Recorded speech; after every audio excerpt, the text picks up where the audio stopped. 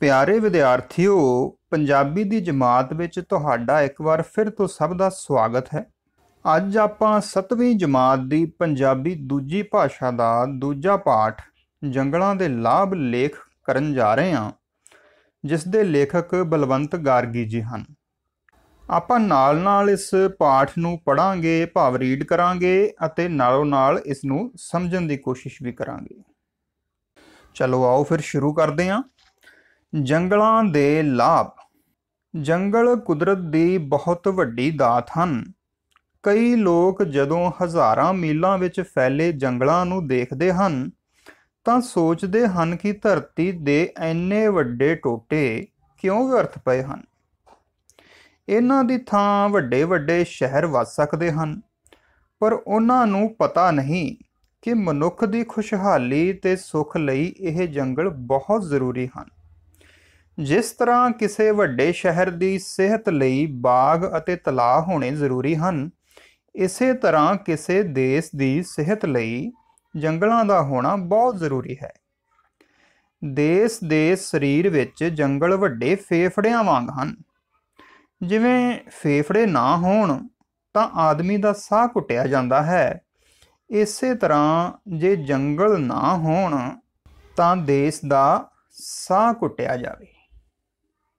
ਇਸ ਪਹਿਰੇ ਵਿੱਚ ਲੇਖਕ ਦੱਸਣਾ ਚਾਹੁੰਦਾ ਹੈ ਕਿ ਬੱਚਿਓ, ਮਨੁੱਖ ਨੇ ਸਿਰਫ ਆਪਣੇ ਸਵਾਰਥ ਵਾਸਤੇ ਮਨੀ ਮਾਈਂਡਡ ਹੋ ਕੇ ਲਾਲਚ ਦੇ ਭਾਵ ਨਾਲ ਕੁਦਰਤ ਦਾ ਘਾਣ ਕੀਤਾ ਹੈ, ਭਾਵ ਕਿ ਨੁਕਸਾਨ ਕੀਤਾ ਹੈ ਅਤੇ ਦੂਰ ਦ੍ਰਿਸ਼ਟੀ ਤੋਂ ਕੰਮ ਨਹੀਂ ਲਿਆ। ਜਿਸ ਤਰ੍ਹਾਂ ਮਨੁੱਖ ਦੇ ਸਰੀਰ ਵਿੱਚ ਫੇਫੜੇ ਹਨ, ਠੀਕ ਇਸੇ ਤਰ੍ਹਾਂ ਦੇਸ਼ ਵਿਆਪੀ ਵੱਡੇ ਪੱਧਰ ਤੇ ਜੰਗਲਾਂ ਦਾ ਬੜਾ ਮਹੱਤਵਪੂਰਨ ਸਥਾਨ ਹੈ। ਜਿਵੇਂ ਫੇਫੜਿਆਂ ਦਾ ਕੰਮ ਵਾਤਾਵਰਣ ਵਿੱਚੋਂ ਆਕਸੀਜਨ ਨੂੰ ਭਰ ਕੇ ਪੂਰੇ ਸਰੀਰ ਦੇ ਅੰਗਾਂ ਤੱਕ ਸਪਲਾਈ ਕਰਨਾ ਹੁੰਦਾ ਹੈ, ਠੀਕ ਇਸੇ ਤਰ੍ਹਾਂ ਬਾਗਾਂ ਅਤੇ ਜੰਗਲਾਂ ਭਾਵ ਕਿ ਪੇੜ ਪੌਦਿਆਂ ਦਾ ਕੰਮ ਵੀ ਭਰਪੂਰ ਮਾਤਰਾ ਵਿੱਚ ਆਕਸੀਜਨ ਨੂੰ ਪੈਦਾ ਕਰਨਾ ਹੁੰਦਾ ਹੈ। ਤੇ ਜੇ ਆਕਸੀਜਨ ਨਾ ਮਿਲੇ ਤਾਂ ਸਾਡਾ ਦਮ ਹੀ ਘੁੱਟ ਜਾਵੇ। ਅੱਗੇ ਲੇਖਕ ਕਹਿੰਦੇ ਹਨ, ਜਿਸ ਤਰ੍ਹਾਂ ਸਰੀਰ ਵਿੱਚ ਸਿਹਤ ਦੀ ਭੁੱਖ ਹੈ, ਇਸੇ ਤਰ੍ਹਾਂ ਆਦਮੀ ਦੀ ਆਤਮਾ ਨੂੰ ਸੁੰਦਰਤਾ ਦੀ ਵੀ ਭੁੱਖ ਹੈ। ਜੰਗਲ ਦੇ ਸ਼ਾਨਦਾਰ ਨਜ਼ਾਰੇ ਆਦਮੀ ਦੀ ਇਸ ਭੁੱਖ ਨੂੰ ਜੁਗਾਂ ਜੁਗਾਂ ਤੋਂ ਤ੍ਰਿਪਤ ਕਰਦੇ ਆਏ ਹਨ। ਮਨੁੱਖ ਸਦਾ ਕੁਦਰਤ ਦੀ ਇਸ ਮਹਾਨ ਸੁੰਦਰ ਰਚਨਾ ਵੱਲ ਖਿੱਚਿਆ ਜਾਂਦਾ ਰਿਹਾ ਹੈ। ਪਿਛਲੇ ਸਮਿਆਂ ਵਿੱਚ ਰਿਸ਼ੀ ਲੋਕ ਜੰਗਲਾਂ ਵਿੱਚ ਰਹਿ ਕੇ ਤਪੱਸਿਆ ਕਰਦੇ ਸਨ। ਸ਼ਾਇਦ ਹੀ ਕੋਈ ਅਜਿਹਾ ਹਿੰਦੁਸਤਾਨੀ ਮਹਾਂਪੁਰਖ ਹੋਵੇਗਾ ਜਿਸ ਦਾ ਸੰਬੰਧ ਜੰਗਲਾਂ ਨਾਲ ਨਾ ਰਿਹਾ ਹੋਵੇ। ਸ਼੍ਰੀ ਰਾਮ ਚੰਦਰ ਜੀ ਨੇ 14 ਵਰ੍ਹੇ ਬਣ ਵਿੱਚ ਕੱਟੇ। ਮਹਾਤਮਾ ਬੁੱਧ ਨੂੰ ਵੀ ਸੰਘਣੇ ਜੰਗਲਾਂ ਵਿੱਚ ਬੋਰਡ ਦੇ ਹੇਠਾਂ ਬਹਿ ਕੇ ਗਿਆਨ ਹੋਇਆ। ਸ਼ੁਰੂ ਵਿੱਚ ਜਦੋਂ ਸ਼ਹਿਰ ਤੇ ਬਸਤੀਆਂ ਨਹੀਂ ਬਣੀਆਂ ਸਨ ਤਾਂ ਜੰਗਲ ਹੀ ਆਦਮੀ ਦੇ ਘਰ ਸਨ। ਹੁਣ ਵੀ ਜਦ ਅਸੀਂ ਸ਼ਹਿਰਾਂ ਵਿੱਚ ਬਾਗ ਲਾਉਂਦੇ ਹਾਂ ਤਾਂ ਇਸ ਦੇ ਪਿੱਛੇ ਜੰਗਲ ਲਈ ਮਨੁੱਖ ਦੀ ਸਦੀਵੀ ਤਾਂਘ ਲੁਕੀ ਹੁੰਦੀ ਹੈ। ਇਸ ਪਹਿਰੇ ਵਿੱਚ ਬੱਚਿਓ, ਲੇਖਕ ਸਾਨੂੰ ਦੱਸਣਾ ਚਾਹੁੰਦਾ ਹੈ ਕਿ ਜਿਸ ਤਰ੍ਹਾਂ ਸਰੀਰ ਨੂੰ ਸਿਹਤਮੰਦ ਰੱਖਣ ਲਈ ਸ਼ੁੱਧ ਭੋਜਨ, ਪਾਣੀ ਅਤੇ ਹਵਾ ਦੀ ਜ਼ਰੂਰਤ ਹੁੰਦੀ ਹੈ, ਠੀਕ ਉਸੇ ਤਰ੍ਹਾਂ ਸਾਡੀ ਆਤਮਾ ਨੂੰ ਵੀ ਸੁੰਦਰਤਾ ਦੀ ਭੁੱਖ ਰਹਿੰਦੀ ਹੈ, ਕਿਉਂਕਿ ਸਾਡਾ ਆਤਮਿਕ ਸਰੂਪ ਪਰਮ ਸੁੰਦਰ ਹੀ ਹੈ। ਤੁਸੀਂ ਸੁਣਿਆ ਹੋਵੇਗਾ, ਸਤਿਅਮ ਸ਼ਿਵਮ ਸੁੰਦਰਮ, ਅਤੇ ਪਰਮਾਤਮਾ ਨੇ ਕੁਦਰਤ ਨੂੰ ਆਪਣੇ ਸਮਾਨ ਬਹੁਤ ਸੁੰਦਰ ਰੂਪ ਦਿੱਤਾ ਹੈ। ਇਸੇ ਲਈ ਗੁਰੂ ਸਾਹਿਬਾਨ ਵੀ ਲਿਖਦੇ ਹਨ ਕਿ ਕੁਦਰਤ ਕਰਕੇ ਵਸਿਆ ਸੋਏ, ਭਾਵ ਕਿ ਕੁਦਰਤ ਦੇ ਵਿੱਚ, ਕਾਇਨਾਤ ਦੇ ਵਿੱਚ ਉਹ ਪਰਮਾਤਮਾ ਖੁਦ ਵਸਿਆ ਹੋਇਆ ਹੈ ਅਤੇ ਆਤਮਾ ਨੂੰ ਹਮੇਸ਼ਾ ਪਰਮਾਤਮਾ ਦੀ ਭੁੱਖ ਰਹਿੰਦੀ ਹੈ, ਭਾਵ ਕਿ ਉਹ ਪਰਮਾਤਮਾ ਦੇ ਦਰਸ਼ਨ ਕਰ ਉਸ ਨੂੰ ਪਾਉਣਾ ਚਾਹੁੰਦੀ ਹੈ ਅਤੇ ਜੰਗਲ ਉਸ ਸੋਹਣੀ ਕੁਦਰਤ ਦਾ ਹੀ ਅੰਗ ਹਨ। ਇਹੀ ਕਾਰਨ ਹੈ ਕਿ ਮਨੁੱਖ ਸ਼ਹਿਰੀ ਜ਼ਿੰਦਗੀ ਦੇ ਕੰਮਾਂ ਕਾਰਾਂ ਤੋਂ ਵਿਹਲਾ ਹੋ ਹਮੇਸ਼ਾ ਪਹਾੜਾਂ ਤੇ ਜੰਗਲਾਂ ਵੱਲ ਹੀ ਭੱਜਦਾ ਹੈ, ਭਾਵ ਕਿ ਕੁਦਰਤੀ ਨਜ਼ਾਰਿਆਂ ਦੀ ਤਾਂਘ ਰਹਿੰਦੀ ਹੈ ਉਸਨੂੰ। ਅਤੇ ਰਿਸ਼ੀ ਮੁਨੀਆਂ ਅਵਤਾਰਾਂ ਨੇ ਵੀ ਵਣਾਂ ਵਿੱਚ ਆਪਣਾ ਬਹੁਤ ਸਮਾਂ ਬਿਤਾਇਆ ਹੈ, ਕਿਉਂਕਿ ਮਨੁੱਖ ਜਿੰਨਾ ਕੁਦਰਤ ਦੇ ਨੇੜੇ ਹੁੰਦਾ ਹੈ, ਓਨਾ ਹੀ ਉਸਦੇ ਪਰਮਾਤਮਾ ਦੇ ਅਹਿਸਾਸ ਵਿੱਚ ਵਾਧਾ ਹੁੰਦਾ ਹੈ। ਲੇਖਕ ਅੱਗੇ ਲਿਖਦੇ ਹਨ ਕਿ ਇਸ ਵਿੱਚ ਕੋਈ ਸੰਦੇਹ ਨਹੀਂ ਕਿ ਵੱਡੇ ਵੱਡੇ ਸ਼ਹਿਰ ਬਣਾ ਕੇ ਮਨੁੱਖ ਨੇ ਬਹੁਤ ਉન્નਤੀ ਕੀਤੀ ਹੈ, ਪਰ ਜਿਉਂ-ਜਿਉਂ ਮਨੁੱਖ ਕੁਦਰਤ ਦੇ ਮਹਾਨ ਜੰਗਲਾਂ ਦੇ ਖੁੱਲ੍ਹੇ ਡੁੱਲੇ ਜੀਵਨ ਤੋਂ ਦੂਰ ਹੁੰਦਾ ਗਿਆ ਅਤੇ ਲੋਹੇ, ਇੱਟਾਂ ਅਤੇ ਸੀਮਟ ਦੇ ਪਿੰਜਰਿਆਂ ਵਿੱਚ ਆਪਣੇ ਆਪ ਨੂੰ ਕੈਦ ਕਰਦਾ ਗਿਆ, ਉਸ ਦੀ ਸਿਹਤ ਡਿੱਗਦੀ ਗਈ। ਭਾਵ ਕਿ ਮਨੁੱਖ ਨੇ ਕੁਦਰਤ ਦੀ ਗੋਦ ਵਿੱਚੋਂ ਨਿਕਲ ਕੇ ਖੁਦ ਨੂੰ ਛੋਟੇ-ਛੋਟੇ ਲੋਹੇ ਸੀਮਿੰਟ ਦੇ ਘਰਾਂ ਵਿੱਚ ਰਹਿਣਾ ਸ਼ੁਰੂ ਕਰ ਦਿੱਤਾ, ਜਿਸ ਨਾਲ ਉਹ ਮਦਰ ਨੇਚਰ ਜਿਹੜੀ ਹੈਗੀ ਹੈ ਉਸ ਤੋਂ ਦੂਰ ਹੋ ਗਿਆ ਤੇ ਉਸ ਦੀ ਸਰੀਰਕ, ਮਾਨਸਿਕ ਅਤੇ ਆਤਮਿਕ ਸਿਹਤ ਵੀ ਕਮਜ਼ੋਰ ਹੁੰਦੀ ਗਈ ਅਤੇ ਅਜਿਹੀ ਬਿਮਾਰ ਮਾਨਸਿਕਤਾ ਦਾ ਸ਼ਿਕਾਰ ਮਨੁੱਖ ਮਨੁੱਖਤਾ ਤੋਂ ਹੀ ਹੀਣਾ ਹੁੰਦਾ ਚਲਾ ਗਿਆ। ਭਾਵ ਕਿ ਚੰਗੇ ਮਨੁੱਖੀ ਗੁਣਾਂ ਤੋਂ ਵੀ ਵਾਂਝਾ ਹੁੰਦਾ ਚਲਾ ਗਿਆ। ਵਾਂਝਾ ਹੋਣਾ ਮਤਲਬ ਦੂਰ ਹੋਣਾ, ਕਮੀ ਹੋ ਜਾਣਾ। ਕਿਹਦੀ? ਚੰਗੇ ਗੁਣਾਂ ਦੀ। ਲੇਖਕ ਅੱਗੇ ਲਿਖਦੇ ਹਨ ਕਿ ਅੰਨ ਦੇ ਸੰਕਟ ਕਰਕੇ ਕੁਝ ਦੇਸ਼ਾਂ ਵਿੱਚ ਸਰਕਾਰ ਨੇ ਬਹੁਤ ਸਾਰੇ ਜੰਗਲ ਕੱਟ ਕੇ ਜ਼ਮੀਨ ਨੂੰ ਹਲ ਹੇਠ ਲੈ ਆਂਦਾ ਹੈ। ਸ਼ੁਰੂ ਵਿੱਚ ਤਾਂ ਇਹ ਤਜਰਬਾ ਬੜਾ ਸਫਲ ਨਜ਼ਰ ਆਇਆ, ਪਰ ਛੇਤੀ ਹੀ ਆਦਮੀ ਨੂੰ ਆਪਣੀ ਇਸ ਮੂਰਖਤਾ ਦੀ ਸਜ਼ਾ ਮਿਲਣੀ ਸ਼ੁਰੂ ਹੋ ਗਈ। ਜੰਗਲਾਂ ਦੇ ਕੱਟੇ ਜਾਣ ਨਾਲ ਕੁਦਰਤ ਦੇ ਕਾਨੂੰਨ ਅਨੁਸਾਰ ਜਲਵਾਯੂ ਵਿੱਚ ਬਹੁਤ ਤਬਦੀਲੀ ਆ ਗਈ। ਸਾਇੰਸ ਦਾ ਅਸੂਲ ਹੈ ਕਿ ਜੰਗਲਾਂ ਨਾਲ ਵਾਯੂਮੰਡਲ ਬੜਾ ਸੀਤਲ ਰਹਿੰਦਾ ਹੈ, ਭਾਵ ਕਿ ਠੰਡਾ ਰਹਿੰਦਾ ਹੈ। ਜਦ ਬੱਦਲ ਸਮੁੰਦਰ ਵੱਲੋਂ ਉੱਡ ਕੇ ਆਉਂਦੇ ਹਨ ਤਾਂ ਮਾਰੂਥਲਾਂ ਉੱਤੋਂ ਦੀ ਬਿਨਾਂ ਮੀਂਹ ਪਾਏ ਲੰਘ ਜਾਂਦੇ ਹਨ। ਜਦ ਜੰਗਲਾਂ ਉੱਤੋਂ ਦੀ ਲੰਘਦੇ ਹਨ ਤਾਂ ਵਾਯੂਮੰਡਲ ਠੰਡਾ ਹੋਣ ਕਰਕੇ ਮੀਂਹ ਵਰ ਪੈਂਦਾ ਹੈ। ਇਹੋ ਕਾਰਨ ਹੈ ਕਿ ਜੰਗਲਾਂ ਨਾਲ ਢੱਕੇ ਹੋਏ ਪਰਬਤਾਂ ਉੱਤੇ ਬਹੁਤ ਮੀਂਹ ਪੈਂਦੇ ਹਨ ਅਤੇ ਮਾਰੂਥਲਾਂ ਉੱਤੇ ਬਹੁਤ ਘੱਟ ਵਰਖਾ ਹੁੰਦੀ ਹੈ। ਸਰਕਾਰੀ ਰਿਪੋਰਟਾਂ ਵਿੱਚ ਮੰਨਿਆ ਗਿਆ ਹੈ ਕਿ ਜਿੱਥੇ-ਜਿੱਥੇ ਵੀ ਜੰਗਲ ਕੱਟੇ ਗਏ ਹਨ, ਉੱਥੇ-ਉੱਥੇ ਮੀਂਹ ਘਟ ਗਏ ਹਨ ਅਤੇ ਇਹ ਇਲਾਕੇ ਕੁਝ ਚਿਰ ਫਸਲਾਂ ਦੇਣ ਮਗਰੋਂ ਬੰਜਰ ਹੋ ਗਏ ਹਨ। ਇਸ ਗੱਲ ਵੱਲ ਭਾਰਤ ਸਰਕਾਰ ਨੇ ਉਚੇਚਾ ਧਿਆਨ ਦਿੱਤਾ ਹੈ। ਹਰ ਸਾਲ ਵਣ ਮਹਾਉਤਸਵ ਮਨਾਇਆ ਜਾਂਦਾ ਹੈ ਅਤੇ ਲੱਖਾਂ ਨਵੇਂ ਬਿਰਖ ਲਾਏ ਜਾਂਦੇ ਹਨ। ਇਸ ਵਿੱਚ ਬੱਚਿਓ ਲੇਖਕ ਸਮਝਾਉਣਾ ਚਾਹ ਰਿਹਾ ਹੈ ਕਿ ਕੁਦਰਤ ਆਪਣੇ ਆਪ ਵਿੱਚ ਪੂਰਨ ਹੈ ਤੇ ਆਪਣਾ ਸੰਤੁਲਨ ਕਾਇਮ ਰੱਖਣਾ ਜਾਣਦੀ ਹੈ, ਪਰ ਜਦ ਮਨੁੱਖ ਆਪਣੀ ਮਨਮਾਨੀ ਕਰਦਾ ਹੈ ਤਾਂ ਸੰਤੁਲਨ ਖਰਾਬ ਹੋਣਾ ਸੁਭਾਵਿਕ ਹੈ। ਹੋਇਆ ਕਿ ਜਨਸੰਖਿਆ ਵਧਣ ਨਾਲ ਅੰਨ ਦੀ ਕਮੀ ਮਹਿਸੂਸ ਹੋਈ, ਜਿਸ ਦੀ ਪੂਰਤੀ ਕਰਨ ਲਈ ਵੱਧ ਖੇਤੀ ਕਰਨ ਦੀ ਜ਼ਰੂਰਤ ਨੂੰ ਮਹਿਸੂਸ ਕਰਦਿਆਂ ਹੋਇਆਂ ਮਨੁੱਖ ਨੇ ਜੰਗਲਾਂ ਨੂੰ ਕੱਟ ਕੇ ਉਸ ਭੂਮੀ ਤੇ ਖੇਤੀ ਕਰਨੀ ਸ਼ੁਰੂ ਕਰ ਦਿੱਤੀ। ਪਰ ਵਿਚਾਰਨ ਵਾਲੀ ਗੱਲ ਇਹ ਹੈ ਕਿ ਕਿੱਥੇ ਵੱਡੇ ਵਨ ਸਬੰਨੇ, ਭਾਵ ਕਿ ਭਿੰਨ ਤਰ੍ਹਾਂ ਦੇ ਵੱਖੋ ਵੱਖਰੇ ਤਰ੍ਹਾਂ ਦੇ ਦਰਖਤ ਤੇ ਵਨਸਪਤੀ, ਅਤੇ ਕਿੱਥੇ ਇੱਕੋ ਤਰ੍ਹਾਂ ਦੀ ਛੋਟੇ ਆਕਾਰ ਦੀ ਅਨਾਜ ਦੀ ਫਸਲ। ਇਸ ਲਈ ਕੀ ਹੋਇਆ ਕਿ ਦਰਖਤਾਂ ਦੀ ਘਾਟ ਹੋਣ ਨਾਲ ਜਲਵਾਯੂ ਗਰਮ ਹੋਣਾ ਸ਼ੁਰੂ ਹੋ ਗਿਆ। ਉਸ ਖੇਤਰ ਵਿੱਚ ਵਰਖਾ ਦੀ ਮਾਤਰਾ ਵੀ ਘਟ ਗਈ, ਕਿਉਂਕਿ ਵਰਖਾ ਹੋਣ ਲਈ ਠੰਡਾ ਜਲਵਾਯੂ ਹੋਣਾ ਜ਼ਰੂਰੀ ਹੈ। ਜਦੋਂ ਪਾਣੀ ਗਰਮ ਹੁੰਦਾ, ਤੁਸੀਂ ਸਾਰੇ ਜਾਣਦੇ ਹੋ, ਤਾਂ ਉਹ ਭਾਫ਼ ਬਣ ਜਾਂਦਾ ਹੈ, ਤੇ ਜਦੋਂ ਉਹ ਠੰਡਾ ਹੁੰਦਾ ਹੈ ਤਾਂ ਉਹ ਫਿਰ ਦੁਬਾਰਾ ਲਿਕੁਇਡ ਫਾਰਮ ਦੇ ਵਿੱਚ ਆ ਜਾਂਦਾ, ਤਰਲ ਰੂਪ ਦੇ ਵਿੱਚ ਆ ਜਾਂਦਾ ਹੈ। ਤੇ ਜੇ ਉਹ ਠੰਡਾ ਹੋਏਗਾ ਤਾਂ ਹੀ ਤਾਂ ਉਹ ਤਰਲ ਰੂਪ ਵਿੱਚ ਵਾਪਸ ਆਏਗਾ, ਤਾਂ ਹੀ ਵਰਖਾ ਹੁੰਦੀ ਹੈ।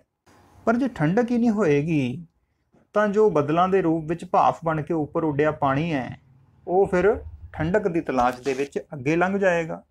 ਤੇ ਬੱਚਿਓ, ਵਣ ਮਹਾਉਤਸਵ ਵੀ ਇਸੇ ਕਰਕੇ ਮਨਾਇਆ ਜਾਂਦਾ ਹੈ ਤਾਂ ਕਿ ਅਸੀਂ ਇਸ ਤੋਂ ਪ੍ਰੇਰਨਾ ਲੈ ਕੇ ਵੱਧ ਤੋਂ ਵੱਧ ਰੁੱਖ ਲਾਈਏ, ਬਿਰਖ ਲਾਈਏ, ਤਾਂ ਜੋ ਸਾਡਾ ਵਾਤਾਵਰਨ ਠੰਡਾ ਹੋਵੇ ਅਤੇ ਵੱਧ ਤੋਂ ਵੱਧ ਵਰਖਾ ਹੋਵੇ, ਆਕਸੀਜਨ ਮਿਲੇ। ਅੱਗੇ ਲੇਖਕ ਲਿਖਦਾ ਹੈ, ਇਸ ਤੋਂ ਛੁੱਟ ਜੰਗਲ ਹੋਰ ਵੀ ਅਨੇਕਾਂ ਮਨੁੱਖੀ ਲੋੜਾਂ ਨੂੰ ਪੂਰਾ ਕਰਦੇ ਹਨ। ਜੰਗਲਾਂ ਦੀ ਲੱਕੜੀ ਨਾਲ ਅਸੀਂ ਮਕਾਨ ਬਣਾਉਂਦੇ ਹਾਂ, ਫਿਰ ਮਕਾਨ ਦੇ ਅੰਦਰ ਕੁਰਸੀਆਂ, ਮੇਜ਼, ਮੰਜੇ, ਪੀੜ੍ਹੀਆਂ ਵੀ ਜੰਗਲ ਦੀ ਹੀ ਦਾਤ ਹਨ। ਜੇ ਜੰਗਲਾਂ ਵਿੱਚੋਂ ਲੱਕੜੀ ਨਾ ਆਵੇ ਤਾਂ ਚੁੱਲ੍ਹੇ ਵਿੱਚ ਅੱਗ ਹੀ ਨਾ ਬਲੇ, ਸਰਦੀ ਵਿੱਚ ਲੋਕ ਪਾਲੇ ਨਾਲ ਠਰ ਜਾਣ। ਲੱਕੜੀ ਨਾਲ ਹੀ ਕਿਸ਼ਤੀਆਂ, ਨਿੱਕੇ ਜਹਾਜ਼ ਅਤੇ ਗੱਡੇ ਰੇੜੇ ਆਦਿ ਬਣਾਏ ਗਏ ਹਨ। ਜੇ ਇਹ ਨਾ ਹੋਣ ਤਾਂ ਵਪਾਰ ਅੱਧਾ ਰਹਿ ਜਾਏ ਅਤੇ ਕਈ ਥਾਵਾਂ ਤੇ ਚੀਜ਼ਾਂ ਨਾ ਪਹੁੰਚਣ ਕਰਕੇ ਕਾਲ ਪੈ ਜਾਵੇ। ਕਾਲ ਤੋਂ ਭਾਵ ਬੱਚੇ ਜਿਹਨੂੰ ਅਕਾਲ ਵੀ ਕਹਿੰਦੇ ਆਪਾਂ, ਜਦੋਂ ਜਿਹੜੀਆਂ ਲੋੜੀਂਦੀਆਂ ਵਸਤੂਆਂ ਨੇ ਉਹਨਾਂ ਦੀ ਬੜੀ ਕਮੀ ਹੋ ਜਾਂਦੀ ਹੈ। ਸੋ ਇਸ ਪਹਿਰੇ ਵਿੱਚ ਬੱਚਿਓ ਮੁੱਖ ਰੂਪ ਵਿੱਚ ਲੇਖਕ ਦੱਸਣਾ ਚਾਹ ਰਿਹਾ ਹੈ ਕਿ ਜੰਗਲਾਂ ਤੋਂ ਹੀ ਸਾਡੀਆਂ ਫਰਨੀਚਰ ਤੇ ਬਾਲਣ ਵਰਗੀਆਂ ਅਨੇਕਾਂ ਘਰੇਲੂ ਲੋੜਾਂ ਦੀ ਪੂਰਤੀ ਹੁੰਦੀ ਹੈ, ਤੇ ਜੇ ਜੰਗਲ ਹੀ ਨਾ ਬਚੇ ਤਾਂ ਇਹ ਜ਼ਰੂਰੀ ਵਸਤਾਂ ਸਾਨੂੰ ਕਿੱਥੋਂ ਪ੍ਰਾਪਤ ਹੋਣਗੀਆਂ। ਸੋ ਜੰਗਲਾਂ ਦੀ ਰੱਖਿਆ ਜ਼ਰੂਰੀ ਹੈ। ਅੱਗੇ ਲੇਖਕ ਲਿਖਦੇ ਹਨ, ਜੰਗਲਾਂ ਦਾ ਸਭ ਤੋਂ ਵੱਡਾ ਲਾਭ ਇਹ ਹੈ ਕਿ ਬਿਰਖਾਂ ਦੀਆਂ ਜੜ੍ਹਾਂ ਨਾਲ ਧਰਤੀ ਪੋਲੀ ਹੋ ਜਾਂਦੀ ਹੈ ਤੇ ਬਾਰਿਸ਼ ਦਾ ਪਾਣੀ ਸਹਿਜੇ ਹੀ ਚੂਸ ਲੈਂਦੀ ਹੈ। ਜੇ ਜੰਗਲ ਨਾ ਹੋਣ ਤਾਂ ਪਹਾੜਾਂ ਉੱਤੇ ਵਸੇ ਮੀਂਹਾਂ ਦਾ ਪਾਣੀ ਸਾਰੇ ਦਾ ਸਾਰਾ ਰੁੜ ਕੇ ਦਰਿਆਵਾਂ ਵਿੱਚ ਆ ਡਿੱਗੇ ਅਤੇ ਮੈਦਾਨਾਂ ਵਿੱਚ ਹਜ਼ਾਰਾਂ ਪਿੰਡਾਂ ਨੂੰ ਤਬਾਹ ਕਰ ਦੇਵੇ। ਨਾਲੇ ਪਾਣੀ ਦੀ ਤੇਜ਼ੀ ਨਾਲ ਦਰਿਆ ਬਹੁਤ ਸਾਰੀ ਉਪਜਾਊ ਧਰਤੀ ਨੂੰ ਰੋੜ ਕੇ ਨਾਸ ਕਰ ਦੇਵੇ।